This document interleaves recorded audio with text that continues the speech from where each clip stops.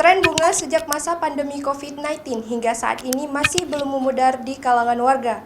Khususnya di Aceh, aneka ragam tanaman hias terus diincar baik kaum perempuan hingga kalangan pria juga memiliki hobi mengoleksi tanaman. Selama pandemi, harga tanaman hias ini melonjak sekitar 200.000 per pot. Adapun kenaikan harga tersebut menurut Mariani lantaran berkurangnya stok barang.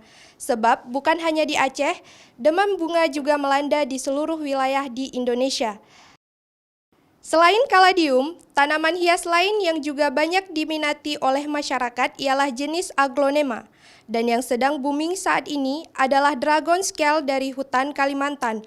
Tanaman ini dijual dengan kisaran harga Rp75.000 per pot. Sementara jenis aglonema lainnya seperti green ball dijual seharga Rp350.000 per pot, sweet dream Rp400.000 per pot, sampai Rp1.300.000 per pot. Ada juga Anthurium Lady Gaga yang memiliki harga jual minimal Rp2 juta per pot dan Anthurium variegata dengan kisaran harga Rp2,5 juta per pot.